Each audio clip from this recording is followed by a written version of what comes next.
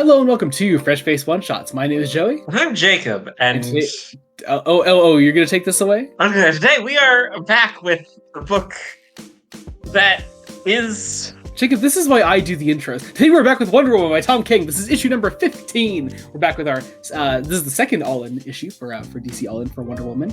I don't know. I thought this was fucking great. I actually really liked it. This is so good. I like the main story. I don't know. I'm a fan of the backup. The backup is one of those things where it let me pause like, so this is I think the backup's meant to be a one and done, right? We're not. Yeah, definitely. Yeah, it's a one parter. I hope, because it is. Yeah, there's no continuing there. The backup made me pause and be like, you're just stating the obvious, King. Like, well, I think it's important. We'll talk about it in a second. Let's talk about the main story first. Before that, hell of a cover. I think it's one of Sam Perry's most effective covers for this run so far. I fucking love this one, especially for an issue where Diana herself doesn't show up much in the issue. I think this is so effective. The framing device of this is Diana and her newborn baby Lizzie, and her singing to her crying baby a version of the Little Monkeys Jump Into the Bed song, and it's princesses jumping on the bed and mommy called the goddess. You get the whole thing. But that is also sort of the code for an operation going on that Diana is not involved in currently, that the Wonder Girls are currently carrying out. These princesses, as they are put here, are taking down various aspects of the Sovereign's operation. Also, I just want to say, I finally put a voice to the Sovereign in my head for this issue, and I think I need to know what voice are you getting? It's David Warner.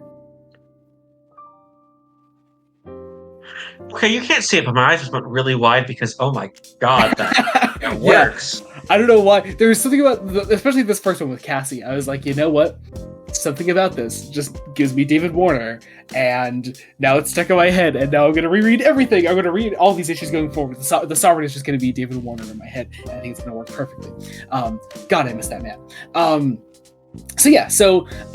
We have Cassie here first, taking on the a ship that the Sovereign and his people owned, full of like a lot of supplies and equipment that they had. I mean, it's an American military battleship because he's the Sovereign of America, and the whole idea is that it's like, let's just burn this fucker's money to the ground because I don't think King is necessarily... King is kind of saying fuck the ultra rich. I mean, as he fucking should, and he is, and it's great.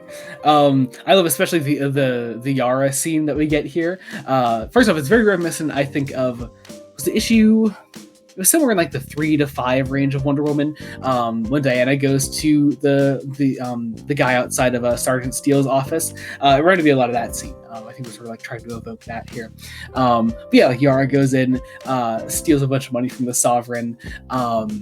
We get the Sovereign also and his people employing Solomon Grundy, and Donna taking on Grundy, in which the Sovereign literally hid a diamond belonging to the Sovereign and his people. Yeah. Is it a literal blood diamond? A diamond covered in blood? It's not what a blood diamond is. I will say... Yeah, it's great. I know you like the Yara one. I really like the Cassie and Donna ones. Like... Interesting. I loved all of them. The Donna one I think actually was my favorite. But the Yara one just especially stood out to me, I think. The Yara one clearly has King paralleling some of the stuff he's done earlier, but I think it might be because I'm not that familiar with Cassie either. Of the Wonder Girls, I'm most familiar with Donna. Yes. Which, if you haven't seen, actually no, it's not out yet. Sorry. Coming up next on Fresh Face Comics, we're covering some more New Teen Titans, and Donna's going to be a big part of that. But we recorded the first episode of those already. Yes. So you had Donna Troy in the mind, I guess, recently. I have. This is true. I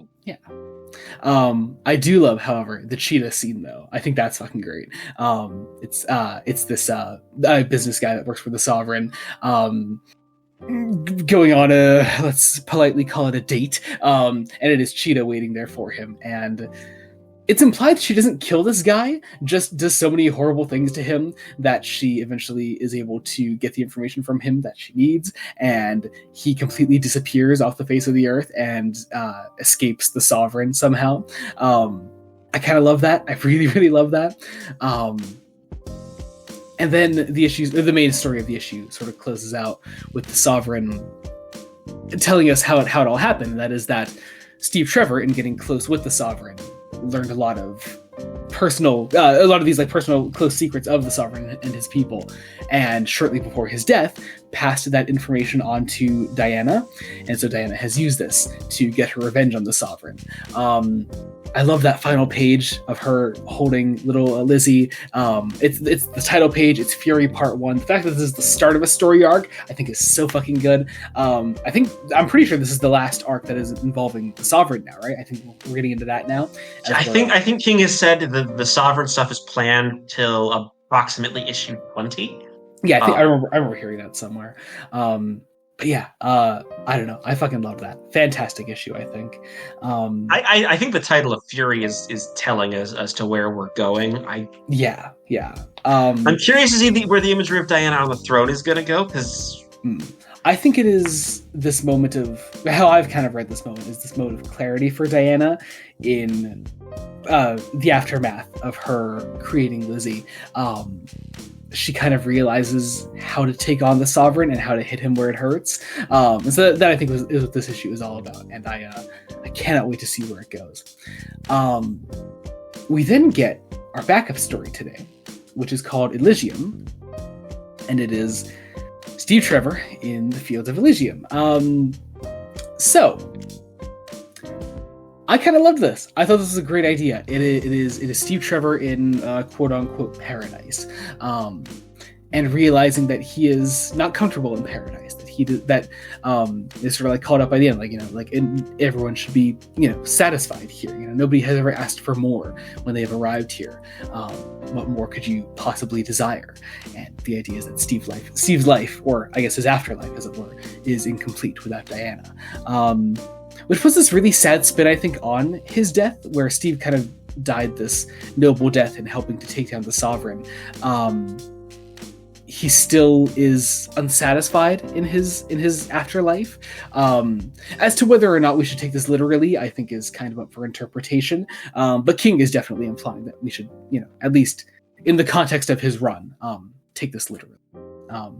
I don't know. I liked it though. You get some very nice. I was gonna say this is the first backup of at least two that's going to be drawn by Kari Randolph. Yeah. I don't think. Yeah, this is not a multi-part thing. This is just giving Steve some form of send off after the last issue. I can't tell if it's meant to be closure or meant to just be closure, or if it's going to. I mean, let's be honest, Steve Trevor's not going to stay dead. No. And I think using this opportunity to kind of plant the seed of Steve's soul is not truly at rest, I think is what King is kind of going for. So that even if King doesn't bring him back in his run, when that eventually does come about, I think King will have already done the work to make that eventual probable resurrection feel more earned, and it doesn't have to do as much work, I think. So I don't know, I like this. I don't mind it. I'm enjoying it. And yeah, I'm excited to see where we go from here. I mean, I've seen the cover of the next issue.